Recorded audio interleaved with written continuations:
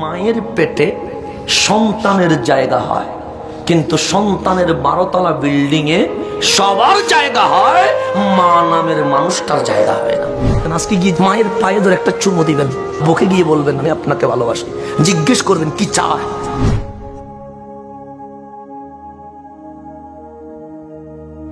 আমিও জন্ম নিয়েছি, আপনিও জন্ম নিয়েছেন, আপনার মা আমার মা, ডানে বামে পিছনে সূর্য চাঁদ তারকা দেখে নাই, সর্বপ্রথম চোখ দিয়ে যেই বাচ্চাকে পেটে রেখেছে সেই বাচ্চার দিকে তাকিয়েছে।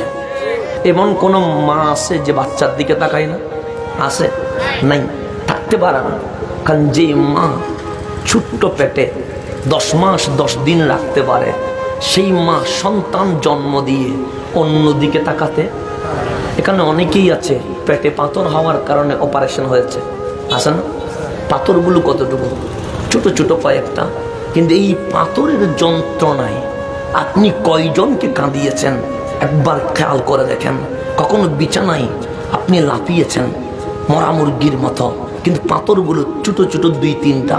কখনো আপনি হাঁটছেন, হঠাৎ পেটের ব্যথা উঠে গেছে, আপনি রাস্তার মধ্যে ঘুরে পড়ে গেছেন। এই ছোট্ট পাথর যদি কারো পেটে হয়, সে তার যন্ত্রণায় সহ্য করতে পারে না। তো ছোট্ট পাথর আমরা পেটে নিতে পারি না, আর আমার মা আমার মতো এক সন্তানকে 10 মাস 10 দিন পেটে রেখে দিয়েছে, কখনো উফ বলে চিৎকার করে না। এটার নাম মা। মায়ের পেটে সন্তানের জায়গা হয়, কিন্তু সন্তানের 12 তলা বিল্ডিং এ সবার জায়গা হয়, মা নামের মানুষটার জায়গা হয় না। আমরা মানুষ নয়, অমানুষ হয়ে গেছে।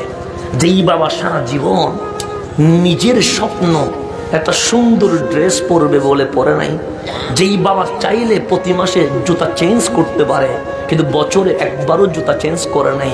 কেন? আমি পরলে আমার ভালো লাগে না, আমার সন্তান নতুন কাপড় পরলে আমার ভালো লাগে। সেই বাবাকেও আমরা কষ্ট দিতে একবারও ভেবে দেখি না। তা আমাদের সমাজ কেমন জানি হয়ে গেছে, আমাদের এই পৃথিবী কেমন জানি হয়ে গেছে, পররা আপন হয়ে যায়, আপনরা পর হয়ে যায়। কথা ঠিক কেন?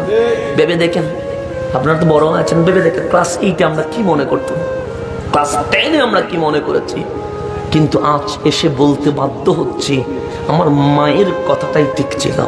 আমার বাবা যেই পথ দেখিয়েছে ওই পথটাই ঠিক ছিল। আমার মতো সন্তান কেন তার মাকে চোখের পানি ঝরাবে? তার মা আমাকে এমনিতে পেটে ধারণ করে নাই, আমার মা 10 মাস 10 দিন পেটে রেখেছে। আপনার মা শীতকালে আপনার পেশাবের ঠান্ডা পানিতে ঘুমিয়ে আপনাকে শুকনা জায়গায় এমনিতে রাখে নাই। আমার মা বাবা, আপনার মা বাবা একটাই স্বপ্ন দেখছে, ছেলেটা যেন মানুষের মতো মানুষ হয়। কথা ঠিক? আমরা কেন বিপদ যাব? আমরা কেন অবাধ্য হব? আমরা কেন মা বাবার স্বপ্নকে মাটি করব? আসেন না নিজের জীবনটাকে একবার মা বাবার জন্য উৎসর্গ করে দে।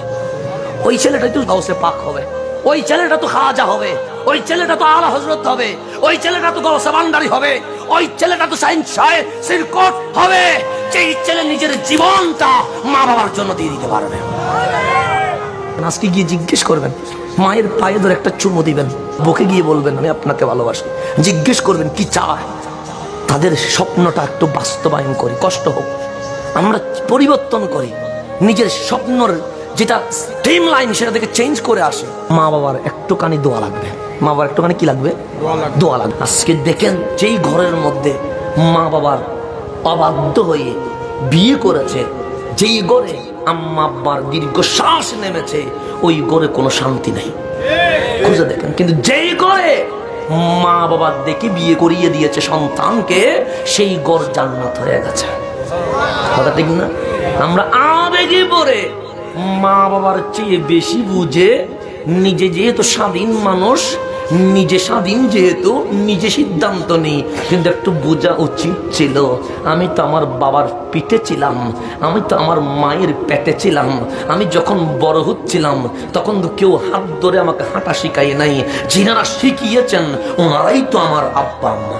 আজকে মা বাবাকে পর বানিয়ে পরকে আপন বানানোর সিস্টেমের কারণে এই সমাজে আত্মহত্যা থেকে শুরু করে, মাদক থেকে শুরু করে, ইফটিজিং থেকে শুরু করে সমস্ত পাপাচার বাড়ার পিছনে একটাই কারণ, কারণ আমরা আমাদের আপনদেরকে মূল্যায়ন করি নাই।